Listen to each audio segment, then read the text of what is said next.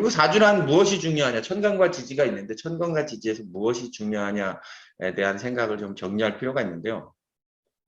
운명이라고 한다면 이제 여러분은 뭐 사주를 통해서 이제 운명을 간명하고 이제 명리를 공부하는 건데, 천간이 중요하냐 지지가 중요하냐는 굉장히 중요한 문제일 수 있습니다. 그 도계 선생은 명리요강에서 천간은 얼굴과 같고 지지는 몸통과 같다, 그런 말씀하셨는데요. 결국 천간이라는 거는 그 얼굴과 같고 지지는 몸통과 같다면 천간이 중요하다는 얘기일까요? 지지가 중요하다는 말을 하고 계신 걸까요? 생각해 보면은 천간은 이 얼굴과 같다는 건, 우리가 어떤 사람을 판단할 때 얼굴을 보고 판단하는 경우가 많죠. 예. 그렇잖아요. 예. 얼굴을 보고 이 사람은 개똥이구나, 이 사람은 뭐 갑순이구나, 이렇게 판단하는 것이지 몸을 보고 판단하는 경우는 드물지 않습니까? 이렇게 사주의 천간을 보고 그 운명의 특징을 잡아내기 때문에 천간 대단히 중요하다고 생각할 수 있습니다. 그래서 중국의 한 명리 문파 중에 하나는 명징파는 자기들을 천간이 어떻게 투간했느냐, 이게 투파라고 불릴 정도로 천간에 투간한 것을 중시하고 있는데요. 뭐 저도 투파의 논리를 상당히 공감하고, 박 선생님도 뭐 천간은 얼굴과 같다고 했기 때문에 천간을 사용하는 것이 굉장히 중요하다고 생각하십니다. 사주는 결국 연월일시 네 자리입니다. 네 자리에 천간에 어떤 것이 투간했는가를 보는 것이 중요하기 때문에 이 각 네 개의 천간의 관계가 어떤 것인가를 파악한다고까지 그 발전해서 말씀드릴 수 있는데요. 그 네 가지 천간이 어떤 모습으로 존재하는가, 그 네 가지 천간이 지지에 어떻게 뿌리를 받고 있는가가 감명의 대요가 되기 때문에 뭐 여러분들께서도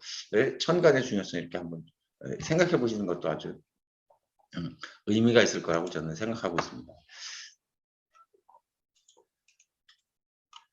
자, 먼저 천간을 이야기할 때 제가 뭐 기초관에서 여러 번 이야기했지만 여러분들 다시 한번 생각해 보실 필요가 있는데요. 천간이란 무엇인가? 지구의 일련에 있어서 천간은 어떤 작용을 하는가, 여러분 한번 저랑 한번 정리 차원에서 다시 한번 언급해 보도록 하고 있습니다. 지구는 지구의 일련을 순환하는 원리는 자오묘유라는 네 가지 를 중심에 놓고 이루어집니다. 자월엔 동지가 있고, 오월에는 하지가 있고, 묘월엔 춘분이 있고, 유월에는 추분이 있습니다. 그래서 자오묘유를 사정이라고 얘기하는데요. 동지는 일양시생, 밤이 가장 길고 낮이 가장 짧은 계절입니다. 그래서 동지를 지나면서부터 조금씩 양이 발전하기 시작하고, 춘분은 낮과 밤의 길이가 똑같은 계절입니다. 그래서 그리고 춘분과 추분은, 하지는 낮이 가장 길고 밤이 가장 짧은 계절인데요. 그 하지를 기준으로 해서 병화가 정화로 이렇게 전환하는 그런 지점이다라고 얘기했는데요. 그런 걸 종합해서 보면 결국 자월에 생긴 일양시생의 핵심은 임수가 계수로 전환됐다는 거고, 춘분 묘월을 기점으로 보면 갑이라는 애가 을로 전환됐다는 거고, 하지를 중심으로 보면 을이 경으로 전환됐다는 거고요. 경은 추분을 중심으로 신금으로 전환됐다. 그래서 갑은 뿌리이고 을은 새싹이고 경은 열매이고 신은 씨앗이라고 한다면, 동지에서 춘분 전까지는 갑목이 땅속에서 뿌리를 내리는 시간이고, 춘분에서 하지까지는 싹이 돋아나서 을목이 꽃을 피우는 계절이고, 하지를 지나서는 그 꽃이 떨어지고 나서 경금이란 열매를 맺어서 익어가는 계절이고, 추분을 지나면은 요새네요.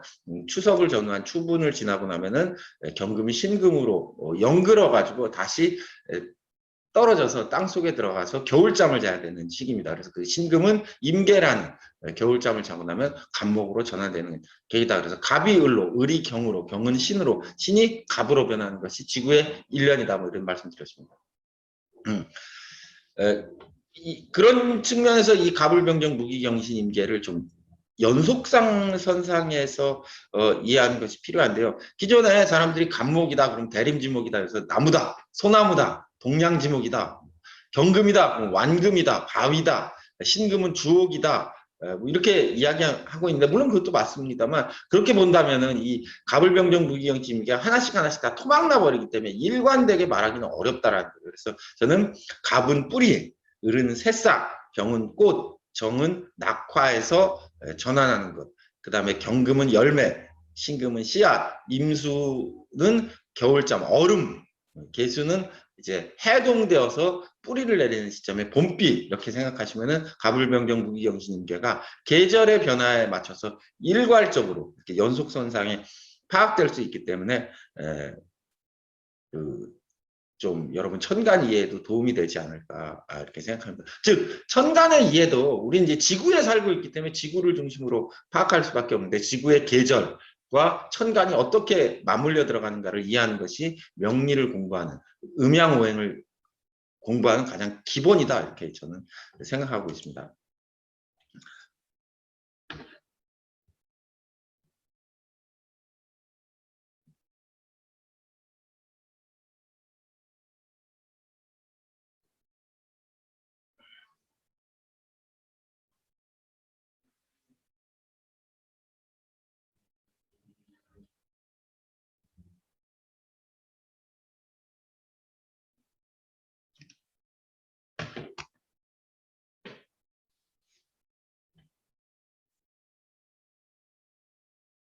네, 지금 여러분께 보여드린 거는 이제 뭐 28수와 천간 지지를 다 이렇게 결합시켜 놓은 그림인데요. 뭐 28수는 그리고 별의 기운이죠. 각항저방 신믹이라고 해서 진사방에서 시작해서 각방에서 시작해서 이렇게 28수가 이렇게 쭉 돌아가는데요.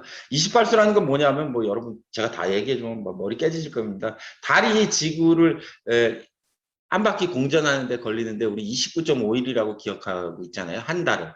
그런데 실제로는 1도씩 각항, 저방, 신미기 이렇게 항성월이라고 해가지고 28일을 주기로 지구를 달이 돌고 있어요. 그러니까 조금씩 지구를 달이 공전하니까 조금씩 매일 달의 위치가 바뀌겠죠. 그런데 지구를 달이 한 바퀴 돌고 나면 지구도 공전하기 때문에 지구도 약간 이동하기 때문에 28일보다 하루 반이 더 걸려서 1.5일만큼 이동하기 때문에 상망월이라고 해서 달이 찼다가 기울는 것은 29.5일이지만 실제로 달이 지구를 공전하는 것은 28일이다. 뭐 그런 지구과학적인 이야기입니다만 그런 게 있는데요. 그 28수가 결국 항성 별에 대한 이야기이기 때문에 그 별과 천간과 지지가 어떻게 물려 있는가를 보여주는 도표인데요. 뭐 나중에 제가 적천수 기피하면서 다시 이야기할 기회가 있을 걸로 압니다만 뭐 이 정도가 있다 이렇게 생각하시면 될 것 같은데요. 그래서 요 천간론을 볼 때 이렇게 보면 여기 묘유방이 있으시죠. 좌오묘유가 되어 있는데요. 이렇게 묘에서 유까지 자에서 5까지 이렇게 네 가지 십자 방향인데 요 부분은 그러니까 아이고 필기가 잘 안 되네. 낮이고 요 부분 낮이고 요 부분은 밤이 되겠죠. 이렇게 낮과 밤이 있는데요. 태양은 묘시에서 떠가지고 유시까지 이렇게 한 바퀴 삥 돌게 되고요. 유시에서 해가 져가지고 묘시까지 이제 밤이 지내지게 됩니다. 예. 그런데 이제 중요한 것은 그러니까 이 묘유를 중심으로 보면 요 위쪽은 낮의 세계, 즉 양의 세계가 되고 유에서 밑으로 간 요 부분은 밤의 세계, 즉 음의 세계가 되겠죠. 그래서 낮이냐 밤이냐를 천간 한번 나눠볼 수 있는데 가불병정 무기경신임계를 갑병무경임 을정기신계로 나누는 것은 이제 원리적인 측면에서 나눈 거고요. 실제로 우리가 겪는 일상에서 만나는 가불병정 무기경신임계는 이렇게 을병 무정 기경은 낮의 세계에 존재하고 신임 계갑은 밤의 세계에 존재한다는 걸 알 수 있습니다. 그러면은 그 낮의 세계에 존재하는 간지들 을병 무정 기경을 가지고 있는 사람은 양적인 활동적인 사람이 될 거고 신임 계갑을 많이 가지고 있는 사람은 음적인 그런 사람이 되겠죠. 그러니까 이 양적인 사람과 음적인 사람, 활동적인 사람과 정신적인 사람 이렇게 나누어서 생각할 수 있다는 거. 여러분들 가지고 스스로 한번 생각해 보세요. 여러분들 명조에 나는 을병경 무정기 이런 것들이 많다. 그럼 여러분들은 활동적인 사람이고 삶의 지향도 아마 그럴 겁니다. 사람들을 잘 만나고 사귀어지고. 그다음에 신임 계갑이 사주의 주를 이루고 있는 사람은 사람들 별로 좋아하지 않고 본인 자기 세계에서 종교적이거나 정신적인 삶을 살게 되는데 아마 여러분들은 명리 공부하러 오셔가지고 제 강의 듣는 거 보면 여러분들도 아마 신임 계갑 같은 것들을 많이 가지고 있겠죠. 그러면은 이 기운이라는 게 을병경 무정기를 많이 가지고 있는 사람은 당연히 그러니까 지지도 진사오미신 이런 것들과 결합하는 게 좋고 신임계갑을 가진 사람들은 해자축을 가지고 있는 편이 훨씬 그 사주에 힘이 있다고 할 거죠. 그래서 그 천지통보라는 옛날 책에는 음권과 양권으로 나누어가지고 천간과 지지가 어떻게 양권에서 활동하는지 천간과 지지가 어떻게 음권에서 활동하는지를 나누었는데 이런 것도 상당히 천간을 이해하는 아주 중요한 패턴이기 때문에 여러분들 반드시 기억하시길 바랍니다. 양권은 양권끼리, 음권은 음권끼리 조합을 이루고 있다는 것을 반드시 기억해 둘 필요가 있습니다. 어부법이라고 여러분 하는 거 잘 알고 있습니다. 신강하냐 신약하냐를 따져서 일간을 중심으로 일간이 강하면 일간을 설해주거나 관성으로 그 제어해 준다는 그런 원리. 일간이 약하면 신약하기 때문에 인성과 비겁으로 그 약한 걸 도와줘야 된다. 신강하면은 재관 식재관을 쓰고 신약하면 인비를 쓴다 이런 그런 원리인데요. 뭐 아주 일반적인 원리입니다. 많은 사람들이 이제 이 사주 공부하면서 첫 번째 배우게 되는 이제 사주의 논리. 그래서 권형의 도라고 해서 저울의 원리를 도달돼서 사주가 약하면 도와주고 사주가 강하면 빼주는 그런 원리가 이제 작동한다라고 하는 것인데요. 기본적으로 뭐 여러분도 아마 명리 공부하면서 다 접하시고 계신 걸로 알고 있는데 근데 이게 다가 아니에요. 명리는. 그래서 이제 제가 저한테 공부하러 오신 분들한테 일단 신강신약을 버리고 명리를 다채롭게 다양한 스펙트럼으로 바라보는 것이 명리 공부, 명리 실력 진전에 도움이 된다고 이야기하는데 일단 어쨌든 간에 입문은 다 누구나 억강부약으로 하게 되었으니까 한번 보도록 하시죠. 도계 선생님 쓰시면 도계실관에 나온 명제입니다. 진월 봄에 태어난 간목입니다. 봄에 태어난 간목이니까 대운수가 10이니까 청명 직후에 태어났네요. 청명절로부터 3일 이내에 태어났네요. 간목이 인진자에 이렇게 통근했죠. 목은 인묘진, 해묘미에 통근한다고 했으니까 그래서 간목이 인진에 통근하고 이렇게 비겁도 있고 모광지 모광 지국을 이루었습니다. 그래서 왕자는 설수한다. 왕한 것은 이렇게 설해주는 것이 억부법의 기본이기 때문에 이 사주는 모광한 사주가 식신, 인중의 병화가 투간해가지고 왕자는 설수해졌기 때문에 이 병화가 투간됐습니다. 그래서 병화를 희용한다. 일반 현대적인 의미의 명리에서 용신입니다. 그래서 제가 여기 밑에 썼죠. 진월 간목에 모광절에 태어났기 때문에 간목이 등령했으므로 모광지국을 이루었는데 왕자는 마땅히 설해야 되므로 병화로서 용신을 삼는다. 그래서 병화, 남방화운에 발달했다는 거죠. 박 선생님도 여기 쓰셨네요. 초년 기사운에 부기 가문에서 성장하고 경호년 10년은 세상에 출세해서 관직도 높았다. 근데 신미대운에 들어가니까 신운이 와서 병화를 합고하니까 상처하고 가정도 불행했고 금운 임신계유운에는 좋지 않았다. 왜? 임신계유운은 왜 좋지 않나요? 병화가 유금에 가면은 사지에 들 뿐더러 이 사주는 이제 화를 써야 되는데 금생수 해가지고 좋지 않은 거지. 특히 이런 신운은 신자진에서 수기가 왕해지니까 수생목해서 왕한 것을 더욱 강하게 하기 때문에 좋지 않았다라고 이제 설명하고 싶습니다. 아주 일반적으로 사람들이 처음에 배우면서 이제 적용하는 그런 이제 신강신약 논리, 억강부약의 논리를 말하게 됩니다. 그런데 이제 제가 이 적천수에서 여러분들에게 강의하고자 하는 취지는 제가 이 영문관 아카데미 수요반은 초급반 다음에 수요반에 오시면 이제 주로 고전을 위주로 강의하는데 이 고전에 있는 내용들은 단순한 억강부약이 억부법으로서 보면 파악할 수 없는 명제들이 너무나 많아요. 왜 그러냐? 뭐 명리의 3대 고전이 연애자평, 적천수, 뭐 난강망, 뭐 등등등 해가지고 뭐 다 보고 나면은 결국 신강신약의 논리에 맞지 않는 걸 보고 실망하거나 아무리 공부해도 알 수 없다고 하는데 그거는 이제 그 억부법이라는 것이 명리의 다가 아닌데 그것이 전부 다라고 생각하기 때문에 그렇습니다.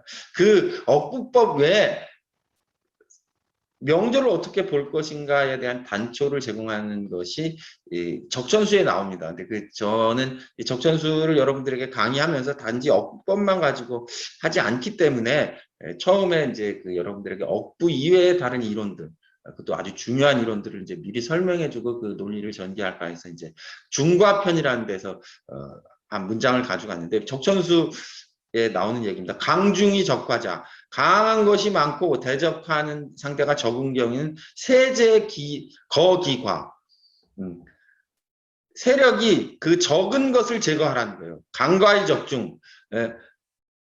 강한 것이 적고 그 대적하는 상대가 많은 경우는 그 세력이 많은 것을 이루어주는 것이 있다. 그러니까 무슨 얘기면 억부라는 거는 강한 것을 덜어주고 약한 것을 보충해 준다는 얘기인데 이 중과편에서는 정반대의 얘기를 하고 있는 거죠. 강한 것이 많고 상대가 대적하는 상대가 적다면 그 형세가 이 적은 걸 제거해 버리라는 거예요. 적은 것이 강한 것이 적고 대적하는 상대가 많을 거면 형세가 많은 쪽을 따라가라는 거죠. 그럼 뭐 이걸 더 압축하면 이제 종격에 나오는 종중거과 중한 것을 따라가고 적은 것을 제거해라. 뭐 이게 이제 종중거과의 본래의 의미라고 저는 생각합니다. 그러니까 억강부약과 반대만 되는 말이에요. 근데 이 적천수 천미의 천미에는 중과편에 요 강중이 적과자에 대한 요 내용이 나오는데요.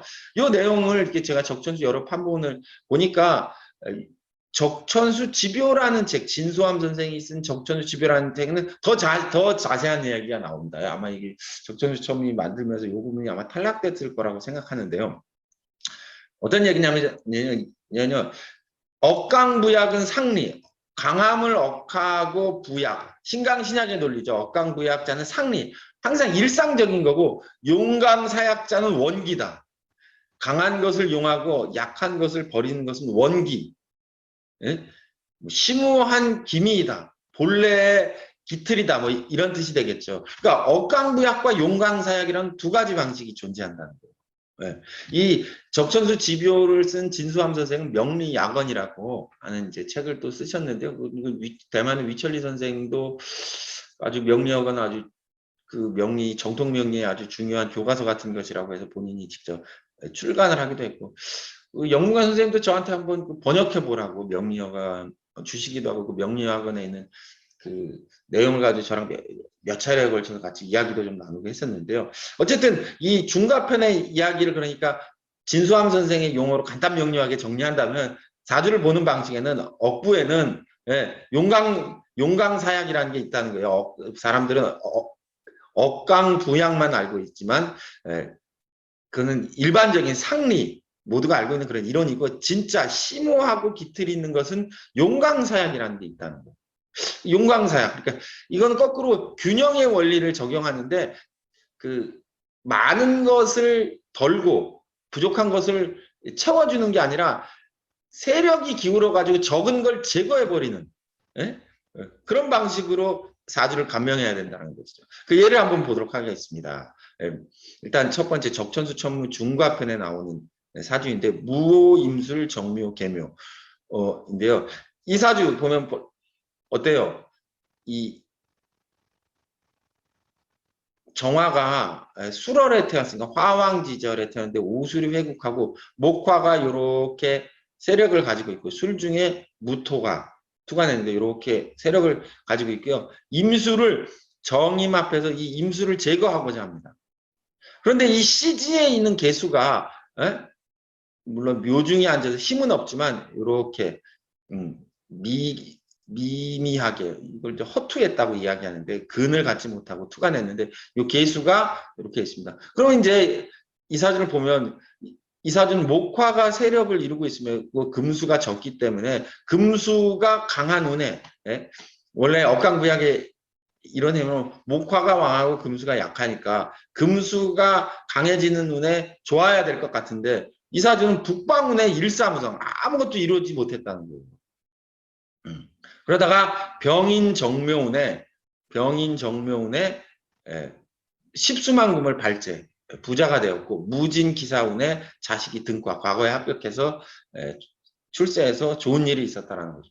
그럼 이 사주는 왜 그러면은 신강신약의 논리가 적용되지 않았던 걸까요? 예. 굳이 뭐 억지로 갖다가 정화가 신약하기 때문에 목화운에 좋았다라고 볼 수 있는데, 정화가 신약하기요. 정화는 근이, 화의 근은 인호술 예, 네, 있다고 했죠. 술오에 이렇게 통근하고 있잖아요. 예, 임계는 뭐 지지에 전혀 뿌리가 없는데. 예, 그래서 이제 신강신약의 논리로 이 무호생 사주를 보면 전혀 알 수 없는데, 예, 이걸 잘 보면 목화가 왕기를 띄어서 금수를 제거하는 그런 의향을 가지고 있다라고 볼 수 있는 거죠. 이 이야기는 제가 늘 강조하는 일간이 무엇을 하고자 하는가, 일간의 의향, 뭐 일간의 향배를 읽는 게 중요한데요. 이 사주는 좀 더 깊이 있게 얘기하면 정화가 정임합으로 요 임수를 제거하고자 하는 거죠. 예. 근데 이 개수가 제거가 안 되겠는데, 무게가 합하는데 너무 멀죠. 이 개수를 요 식상을 통해서 요걸 제거하려고 하는데, 예? 이게 제거가 안 되는데, 그래서 북방운에는 요 개수가 해자 축에 근을 내리고 힘을 얻기 때문에 아무 일도 이루어지지 못하다가 목화운에 가서 발달했다는 걸 알 수가 있습니다. 적천수 보주에 나온 사주, 아이고. 적천수 보주에 있는 사주 요거 한번 보도록 할까요? 개축, 무호, 기사, 정묘인데요. 자, 보시면은요, 이것도 마찬가지예요. 이것도 5월의 기토 아주 신왕하죠? 5월의 기토가 오중에 녹지에 들잖아요. 요 기토가.